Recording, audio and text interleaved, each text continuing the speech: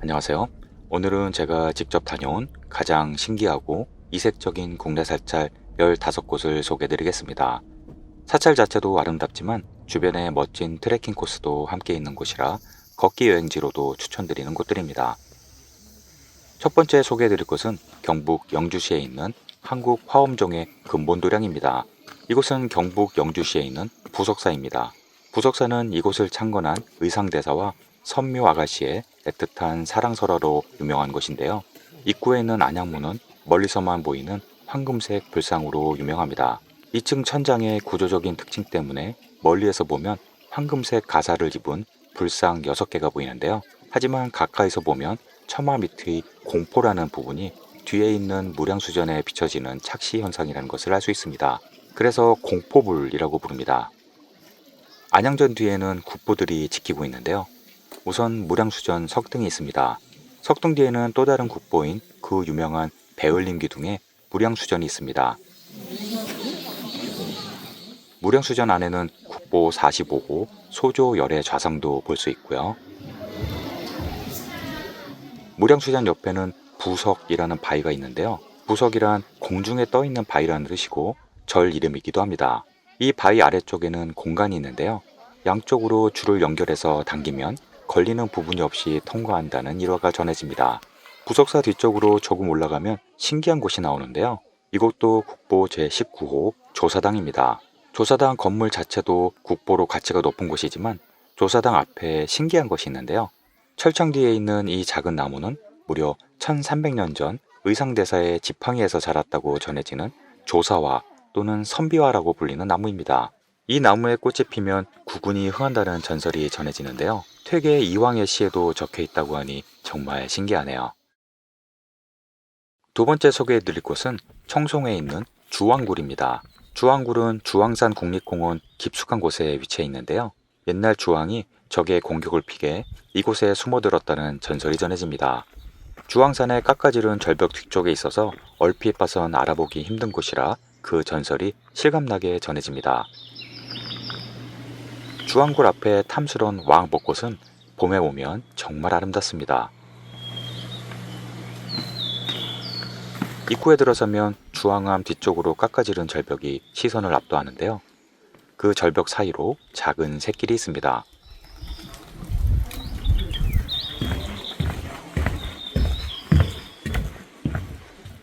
이곳으로 올라가면 산신각이 나오는데요. 올라가는 길조차도 신비롭습니다. 정말 이런 곳에 동굴이 있다니 놀라울 따름인데요. 이 작은 주황굴은 주황이 최후를 맞이했다는 전설이 전해지고 있고 지금은 산신각으로 사용 중입니다. 동굴 바로 옆에는 주황이 매일 세수를 했다는 폭포수가 흐르고 있는데요. 절대 마르지 않는다고 하네요.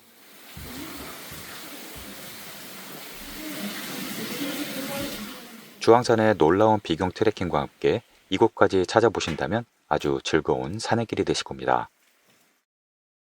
세 번째로 소개해드릴 곳은 충북 영동에 자리 잡고 있습니다. 이곳으로 가시려면 울창한 대나무 숲을 지나가야 합니다. 대나무 숲을 지나면 저 멀리 제법 큰 사찰이 보이는데요. 이곳은 영동 반야사입니다.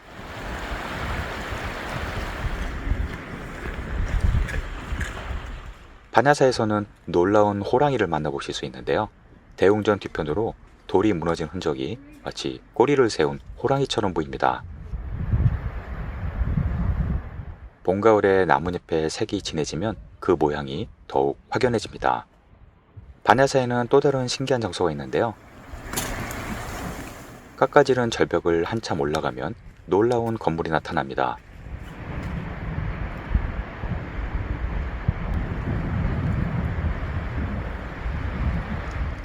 이곳은 문수전이라고 하는데요.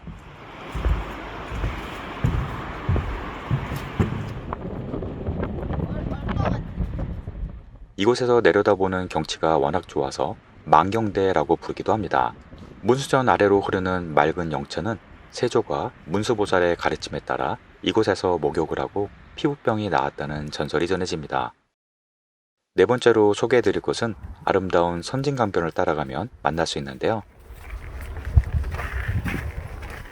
높은 곳에 있다 보니 셔틀버스를 타고 올라가야 합니다.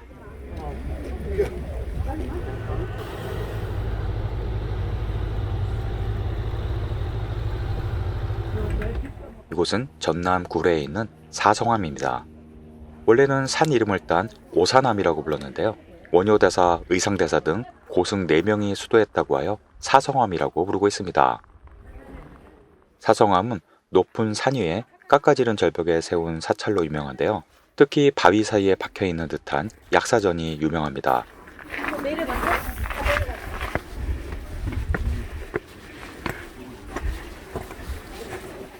약사전 내부의 말의 열의 입상은 원효대사가 손톱으로 새겼다는 전설이 전해집니다.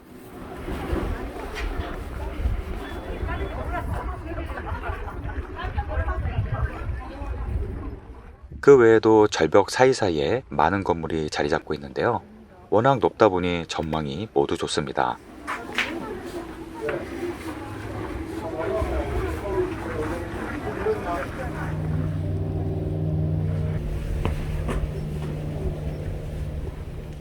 사성암 뒤쪽으로 오산 정상으로 가는 산책로가 있는데요.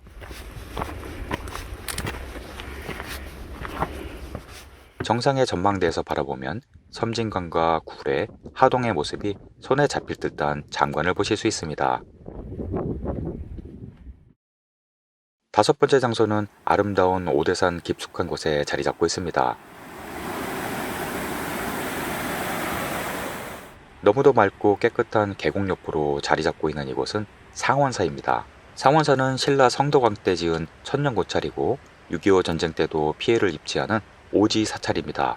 그 유명한 월정사에서는 선제길을 따라 걸어올 수도 있습니다. 세조와 문수보살의 전설이 곳곳에 숨어있는 천년고찰입니다. 특히 재미있는 것은 문수전 앞에 있는 고양이 석상인데요. 문수전 안에 숨어있던 자객을 알아챈 고양이들이 세조의 바지자락을 물며 법당에 못 가게 했다는데요. 그 후로 땅도 하사받고 석상까지 만들었다고 합니다. 지금은 고양이를 좋아하시는 분들의 방문이 더 많아졌다고 하네요. 상원사에는 국보 36호 동종이 있습니다. 현재 남아있는 동종 중에 가장 오래된 것입니다.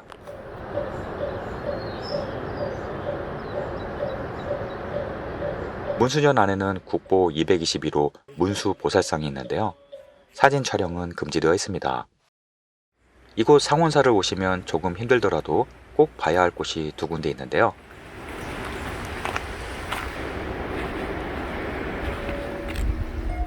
가파른 계단길을 올라가면 먼저 고즈넉한 중대 사자암이 나타납니다. 아름다운 사찰도 볼만하지만 특별한 만남을 할 수 있는데요. 바로 다람쥐 보살입니다. 사람을 전혀 겁내지 않고 먼저 다가와서 과자를 얻어가는데요. 아주 오래전부터 거의 모든 방문객들 앞에 나타난다고 하니 보살이라는 이름이 틀리지 않은 것 같습니다.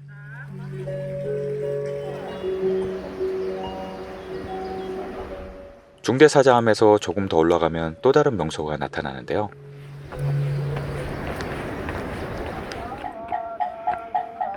바로 정멸보궁입니다. 이곳은 부처님 진신사리가 모셔진 곳이라 따로 불상이 없고 불단만 있는 것이 특징입니다. 참고로 우리나라 5대 정멸보궁 중 한 곳입니다. 정멸보궁 뒤쪽에 진신사리가 모셔진 탑이 있어서 사찰 주변이 모두 성지로 지정되어 있다는 점도 특이합니다. 월정사에서부터 선제길 트레킹과 함께 이곳까지 방문하신다면 더욱 특별한 여행이 되실 겁니다. 여섯 번째 장소는 팔공산 국립공원에 자리 잡고 있습니다. 산길로 약 30분간 오르면 제법 큰 사찰을 만날 수 있는데요.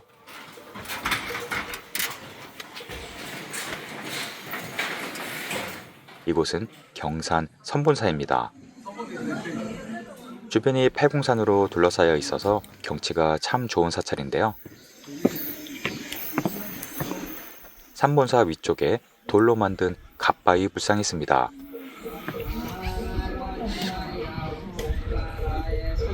머리 위에 갓을 쓰고 있다고 해서 갓바위라고 부르는데요.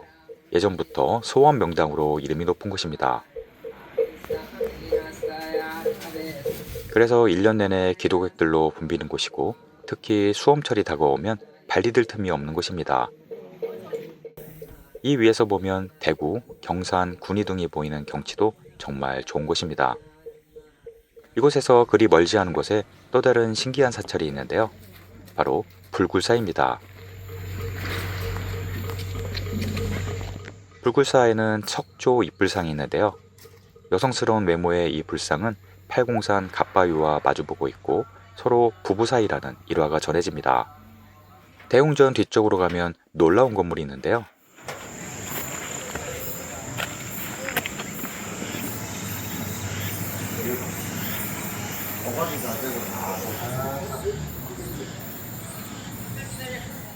깎아지른 절벽 위에 매달린 이곳은 바로 홍주암입니다. 이곳은 원효대사가 수련한 자연 동굴이라 원효암이라고도 부릅니다.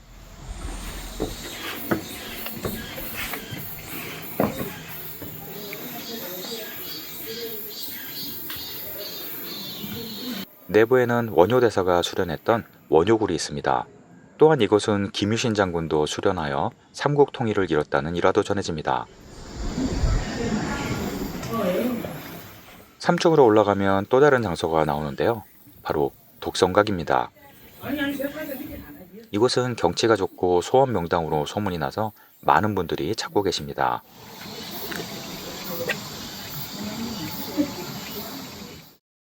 다음 장소는 강원도 양양에 있는 낙산사와 휴휴암입니다. 낙산사는 신라 문무왕 때 창건된 천년사찰인데요. 우리나라 3대 관음성지 중 한 곳입니다. 의상대사가 이곳에서 27일간 기도 끝에 관음보살을 만났고 그 자리에 낙산사를 지었다고 전해집니다.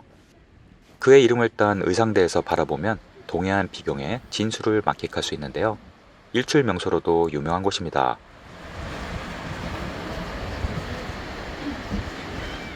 저 앞에 보이는 작은 암자가 홍련암인데요. 관음보살이 빨간색 연꽃, 홍련을 타고 나타났던 곳이라고 합니다.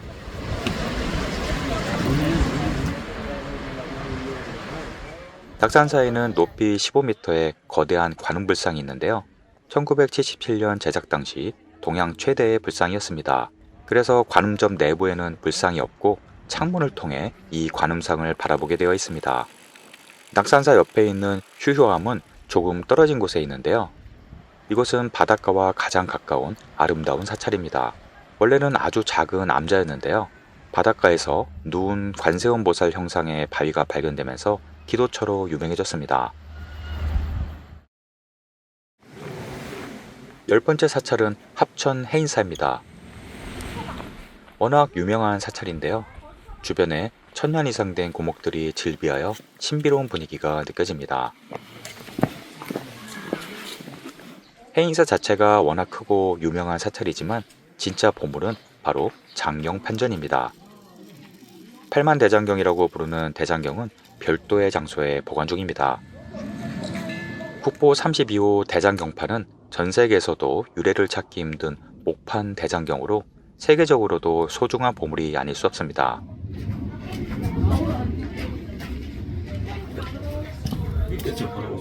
정말 대단한 것은 이곳의 온도와 습도, 바람의 세기 등이 대장경판을 보관하기 위한 최적의 환경을 유지한다는 것인데요.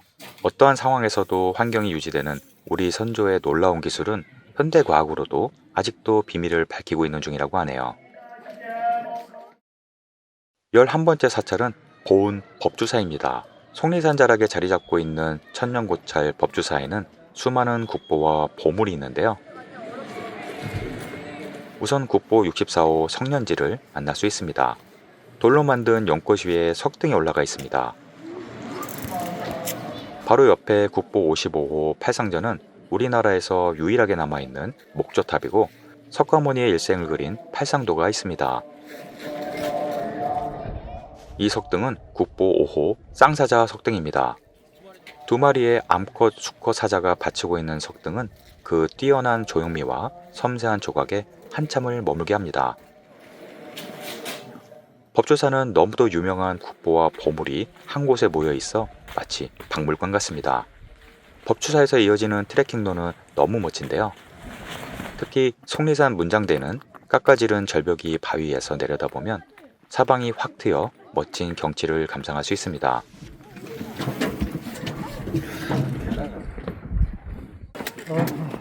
세조의 휴양지로도 유명했던 이곳은 세조길이라고 부르는 트레킹로도 있는데요.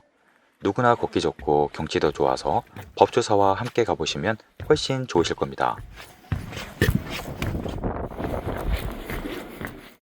12번째 사찰은 서울에 있는데요.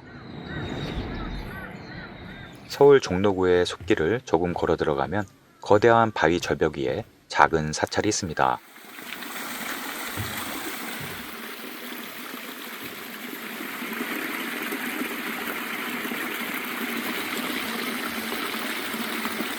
이곳은 서울 종로구에 있는 현통사입니다. 현통사는 고려시대 때 세워진 오래된 사찰이지만 역사적인 가치보단 서울 한복판에서 만날 수 있는 놀라운 비경을 가진 사찰이라는 점이 더 의미가 있습니다. 사찰 내부 규모도 크지 않고 아담하게 작은 사찰입니다. 하지만 이곳만 보면 이곳이 서울이라는 걸 도저히 느낄 수 없을 정도로 멋진 경치와 비경을 가진 사찰입니다. 현통사 바로 옆으론 서울의 유일한 도둑뇽 서식지이자 비밀의 정원인 백사실 계곡으로 이어지는데요. 특히 비가 온 뒤에 찾아가면 신비로운 기운이 가득한 도심 속 계곡입니다.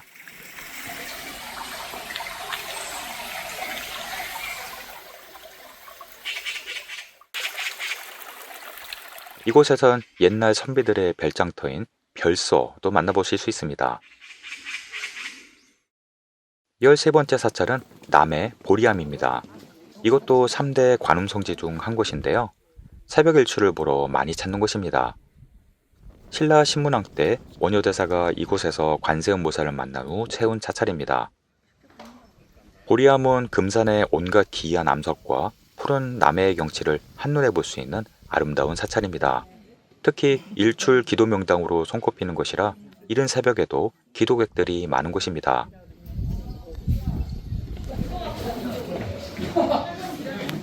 보리암은 조선의 태조 이성계가 이곳에서 기도를 하고 조선을 개국했다는 일화가 전해질 정도로 수많은 왕이 이곳에서 기도를 했습니다.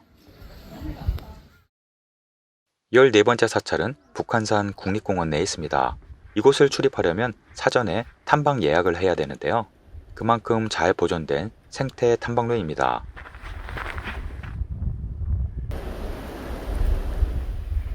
예약 후 우이령길을 걷다 보면 저 멀리 5개의 봉우리가 보이는데요. 바로 오봉입니다.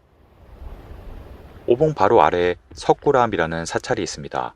이곳을 방문하려면 우이령길 탐방 예약을 해야 하는데요. 서울과 가까운 곳이지만 아직까지 일반인들의 발길이 많지 않아 천혜의 자연을 그대로 간직하고 있습니다. 특히 오봉 아래에 자리 잡고 있어 뛰어난 산세와 수행하기 좋은 환경을 갖춘 사찰입니다.